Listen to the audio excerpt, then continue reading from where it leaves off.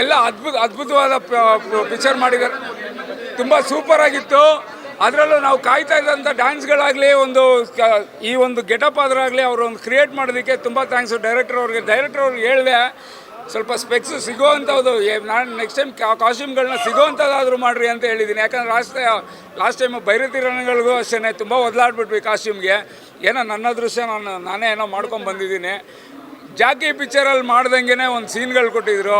Last time Jackie ಪಿಕ್ಚರಲ್ಲಿ ಬಂಡಿ ಓಡಿಸ್ಕೊಂಬಂದಿದ್ದೆ, ಅದಕ್ಕೂ help ಮಾಡಿದ್ರಿ. ಮಾಧ್ಯಮ ಮಿತ್ರರಿಗೆಲ್ರಿಗೂ ತುಂಬ ಥ್ಯಾಂಕ್ಸು. ಹಾಗೂ ಹೌದು ಸರ್, ಮೇಡಮ್ ಡ್ಯಾನ್ಸು ಮಾಡಿದೆ. ಹಾಕೋಣ ಬ್ಯಾಂಗಲ್ ಬಂಗಾರಿ ಎಲ್ಲ ಇದು ಎಕ್ಕ ಮಾರ್ದು ಆಯಿತಾ, ನಮ್ಮ ಫ್ಯಾನ್ಸ್ ಎಲ್ಲ ನೋಡ್ತಾರೆ. ಎಕ್ಕ ಮಾರು ಎಕ್ಕ ಮಾರು ಸೂಪರು ಡೈಲಾಗ್. ನಮಗೆ ಇವಾಗ ತಾನೇ ನೋಡಿರೋದಲ್ವಾ, ಹಾಗಾಗಿ ಒಂದೇ ಒಂದು ಪಡಗೆ ಯಾರ್ದಾದ್ರೇನು ಹಚ್ಚೋರು ನಾವಾಗಿರ್ಬೇಕು ಅನ್ನೋದೆಲ್ಲೇ ಹೋಗ್ತಾ ಇರ್ತೀವಿ ಯಾವಾಗಲೂ. ಪ್ರತಿ ಒಂದು ಸತಿನೂ ಅವ್ರು ಮಾಡುವಾಗ ನಮಗೆ ಅಪ್ಪು ಬಾಸ ಜ್ಞಾಪಕ ಬರುತ್ತೆ. ಆ ಸೀನ್ ಆಗಲಿ, ಆ ಎಮೋಷನ್ಸ್ಗಳಾಗಲಿ. ಈಗ ಒಂದು ಪಿಕ್ಚರು ಕೂಡ ಅವ್ರು ಮಾಡಿರೋವಂಥದ್ದು ಫ್ಯಾಮಿಲಿ ಓರಿಯೆಂಟೆಡ್, ತುಂಬ ಚೆನ್ನಾಗಿದೆ. ನೀವು ಬಂದು ನೋಡಬೇಕು. ನಾನು ಹೇಳೋದಕ್ಕಿಂತ ನೀವು ಬಂದು ನೋಡಿದಾಗ ಆ ಮಜಾನೇ ಬೇರೆ ಇದೆ. ಪ್ರತಿ ಸೀನಲ್ಲೂ ಸಿಲ್ವೆ ಹೊಡ್ಕೊಂಡು ಎಲ್ಲರೂ ಅವರು ಡ್ಯಾನ್ಸ್ ಮಾಡುವಾಗ ಡ್ಯಾನ್ಸು ಮಾಡಿಕೊಂಡು ತುಂಬ ಅದ್ಭುತವಾಗಿ ಬಂದಿದೆ.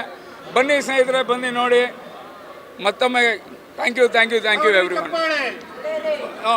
ದೊಡ್ಡ ಮನೆ ಬಗ್ಗೆ ದೊಡ್ಡದಾಗ ಒಂದು ಡೈಲಾಗ್ ಹೇಳ್ತೀನಿ, ದೊಡ್ಡದಾಗ ಹಾಕೊಂಬಿಡಿ. ಕನ್ನಡ ಇಂಡಸ್ಟ್ರಿಯಲ್ಲಿ ದಾಖಲೆಗಳ ಮೇಲೆ ದಾಖಲೆ ಬರೆದು ದಾಖಲೆನ ಮುರಿಯೋಕ್ಕಾಗದಿರೋಂಥ ದಾಖಲೆ ಮಾಡಿದ್ದು ಡಾಕ್ಟರ್ ರಾಜ್ಕುಮಾರ್. ಒಂದೇ ಸಿನಿಮಾನ 500 ಸಾರಿ ರಿಲೀಸ್ ಮಾಡೋ ನೋಡಿ ಲೆವೆಲ್ಗೆ ಓಮಲ್ ಆ್ಯಕ್ಷನ್ ಮಾಡಿದ್ದು ಡಾಕ್ಟರ್ ಶಿವರಾಜ್ ಕುಮಾರ್. ಮಾಡಿದ್ದು ಕೆಲವೇ ಸಿನಿಮಾ ಆದರೂ ಇವತ್ತಿಗೂ ನಟನೆಯಲ್ಲಿ ನಟ ಭಯಂಕರ ಡಾಕ್ಟರ್ ರಾಘವೇಂದ್ರ ರಾಜ್ಕುಮಾರ್. ಎಡಗೈಲಿ ಮಾಡಿದ ಬಲಗೈಲಿ ಗೊತ್ತಾಗದೆ ದಾನ ಮಾಡೋದ್ರಲ್ಲೇ ದಾನವೀರ ಶೂರ ಕರ್ಣ ಎಂಬ ಹೆಸರು ಪಡೆದಿದ್ದು doctor power star Puneeth Rajkumar. Class ಆದರೂ ಓಕೆ, ಮಾಸ್ ಆದರೂ ಓಕೆ, ಆಕ್ಷನ್ಗೆ ಅಂತ ಹೇಳಿದ್ರೆ ರಗಡ್ ಲುಕ್ಕಲ್ಲಿ ಕಾಣಿಸೋವಂಥ ಆಕ್ಟರ್ ವಿನಯ್ ರಾಜ್ಕುಮಾರ್. ತಾತ, ದೊಡ್ಡಪ್ಪ, ಅಪ್ಪ, ಚಿಕ್ಕಪ್ಪ, ಅಣ್ಣ ಮಾಡಿರೋ ದೊಡ್ಡ ಮನೆ ಹೆಸರನ್ನ ಉಳಿಸ್ಬೇಕು, ಜೀವನದಲ್ಲಿ ಇನ್ನಷ್ಟು ಹೆಸರು ಗಳಿಸ್ಬೇಕಂತ ಹೋರಾಟ ಮಾಡ್ತಾರೋ ಈ Yuvraj Kumar. July 18 blockbuster ಪಕ್ಕ. ಮೇಡಮ್, ಇನ್ನು ಸಿನಿಮಾ ಬಗ್ಗೆ ಹೇಳೋದಾದ್ರೆ ಹಾಡುಗಳು ಅದ್ಭುತವಾಗಿದೆ, ಕತೆ ಖರಾಬ್ ಸೆಲೆಕ್ಷನ್ ಮಾಡೋರೆ, ಡ್ಯಾನ್ಸ್ ಅಲ್ಟಿಮೇಟ್ ಆಗಿದೆ, ಫೈಟ್ಸು ಚಿಂದಿ ಚಿತ್ರನ ಲವ್ ಮಾಡೋರೆ ಮೇಡಮ್. ಅಂಡರ್ವರ್ಲ್ಡಲ್ಲಿ ಲೈಲಾ ಮಜ್ನು ಲೆವೆಲ್ಗಿದೆ ಮೇಡಮ್ ಅವರೇ. ಸಿನಿಮಾದಲ್ಲಿ ಅವ್ರು ಆ್ಯಕ್ಟ್ ಮಾಡ್ತಾ ಇದ್ರೆ ನನಗೆ ಪುನೀತ್ ರಾಜ್ಕುಮಾರೇ ಕಾಣಿಸ್ತಾರೆ. ಪುನೀತ್ ರಾಜ್ಕುಮಾರ್ ಹೆಸರನ್ನ ಇವ್ರು ನಿಲ್ಲಿಸ್ತಾರೆ. ಇನ್ನು ಶಿವರಾಜ್ ಕುಮಾರ್ ಅವರು ಮೇಡಮ್ ಇನ್ನೂ 100 ಸಿನಿಮಾ ಮಾಡ್ಬೋದು. ಶಿವರಾಜ್ ಕುಮಾರ್ ನಂತರ ದೊಡ್ಡ ಮನೆಯಲ್ಲಿ ದೊಡ್ಡದಾಗಿ ಮೂವಿ ಕೊಡೋಂಥದ್ದು ಯುವರಾಜ್ ಕುಮಾರ್ ಒಬ್ಬರೇ. ಮತ್ತು ಇನ್ನು ಆಕ್ಷನ್ ಅಂತೂ ಮೇಡಮ್ ಆದಿತ್ಯ ಅವರು ಮಸ್ತಾಗಿ ಆಕ್ಷನ್ ಮಾಡಿದ್ರೆ, ಅವ್ರ ಪಾಪ ಎಲ್ಲೋಗಿದ್ರು ಗೊತ್ತಿಲ್ಲ, ಬಟ್ ಆಕ್ಷನ್ ಮಾಡ್ಬೇಕು ಮೇಡಮ್. ಅವರ ಅಭಿಮಾನಿ ನಾವು ಇದ್ದೀವಿ, ಸೊ ಅವ್ರು ಆಕ್ಷನ್ ಮಾಡಬೇಕು. ಶ್ರುತಿ ಅವರು ಒಳ್ಳೆ ಆಕ್ಷನ್ ಮಾಡಿದರೆ, ಸಾಧು ಕೋಕಿಲ ಮತ್ತು ಜಾಲೇಜ್ ಆಕ್ಷನ್ ಅವರು ಒಳ್ಳೆ ಆಕ್ಷನ್ ಮಾಡಿದರೆ, ಒಳ್ಳೆ ಅಂಡರ್ವರ್ಲ್ಡ್ ಸ್ಟೋರಿ ಇಟ್ಕೊಂಡು ಒಂದು ಫಿಲಮ್ ಮಾಡಿದರೆ. ಯುವರಾಜ್ ಕುಮಾರ್ ಅವ್ರದ್ದು ಇದು 2ನೇ ಮೂವಿ ಅಲ್ಲ, 20ನೇ ಮೂವಿ ಅನ್ಬೋದು. ಯಾಕಂತ ಕೇಳಿದ್ರೆ ಅವ್ರು ಆ ರೇಂಜ್ಗೆ ಆಕ್ಷನ್ ಮಾಡಿದರೆ.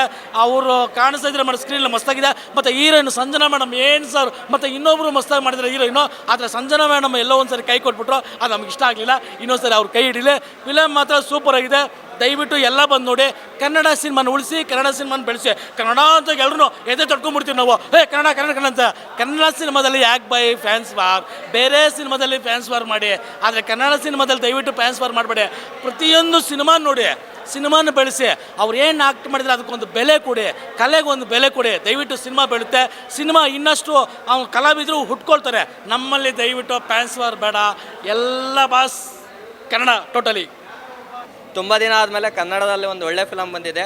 ಸ್ಟೋರಿ ಚೆನ್ನಾಗಿದೆ. ಎಲ್ಲರೂ ಬಂದು ಅವರಿರೋ ಅಭಿಮಾನಿ, ಇವರು ಇರೋ ಅಭಿಮಾನಿ ಅಂತ ನೋಡಬೇಡ್ರಿ.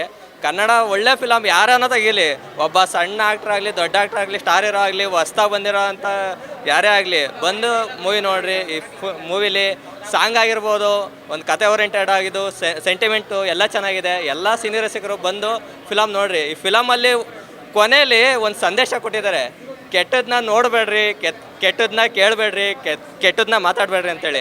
ಎಲ್ಲ ಫಿಲಮ ಮಾಡ್ತಾರೆ, ಬಟ್ ಕೊನೆಯಲ್ಲಿ ಒಂದು ಸಂದೇಶ ಕೊಡ್ತಾರಲ್ಲ, ಅದು ಮೂವಿ ಮಾಡೋದೇ ಮುಂಚೆ ಮೂವಿ ಮಾಡ್ತಿದ್ರು, ಒಂದು ಮೆಸೇಜ್ ಕೊಡ್ತಿದ್ರು, ಒಂದು ಸಂದೇಶ ಜನತೆಗೆ. ಅದೇ ಥರ ಇದೇ ಮೂವಿಲಿ ಒಂದು ಸಂದೇಶ ಕೊಟ್ಟಿದ್ದಾರೆ. ಒಂದು ಹಳ್ಳಿಯಲ್ಲಿ ಒಬ್ಬ ಹಳ್ಳಿಯಿಂದ ಹೋಗಿ ಸಿಟೀಲಿ ಯಾವ ಥರ ಕಷ್ಟಪಡ್ತಾನೆ, ಅವನಿಗೆ ಸಿಟೀಲಿ ಯಾವ ಥರ ತೊಂದರೆ ಆಗುತ್ತೆ, ಮಾಫಿಯಾದಿಂದ ಯಾವ ಥರ ತೊಂದರೆ ಆಗಿ ಅವನು ಮತ್ತೆ ರೌಡಿಸಮ್ಗೆ ಇಳಿದು ಮತ್ತೆ ಹಳ್ಳಿ ಜೀವನಕ್ಕೆ ಬರ್ತಾನೆ. ಅದು ಒಂದು ಸಂದೇಶ. ಅವ್ರ ತಾಯಿ ಸೆಂಟಿಮೆಂಟ್ ಆಗಲಿ, ಒಂದು ಚಿಕ್ಕ ಮಗು ಇದೆ ಪದ್ಮಿನಿ ಅಂತ, ಆ ಮಗು ಸೆಂಟಿಮೆಂಟ್ ಆಗಲಿ, ಎಲ್ಲ ಚೆನ್ನಾಗಿದೆ ಕಥೆಯಲ್ಲಿ. ಒಟ್ಟಾರೆ ಒಂದು ಮೂವಿಯಲ್ಲಿ ಏನು ಬೇಕೋ ಎಲ್ಲ ಸಾಂಗ್ ಆಗಿರ್ಬೋದು. ಬೆಂಗಲ್ ಬಂಗಾರಿ ಅಂತೂ ತುಂಬ ಹಿಟ್ಟಾಗಿದೆ, ಎಲ್ಲ ಚೆನ್ನಾಗಿದೆ ಮೂವಿ ಅಂತೂ. ಎಲ್ಲ ಸಿನಿ ರಸಿಕರು ಬಂದು ಮೂವಿನ ನೋಡಿರಿ, ಕನ್ನಡ ಫಿಲಮ್ ನೋಡಿ ಬೆಳೆಸಿ ಉಳಿಸಿ ಹೀಗೆ ಕಾಪಾಡಿ.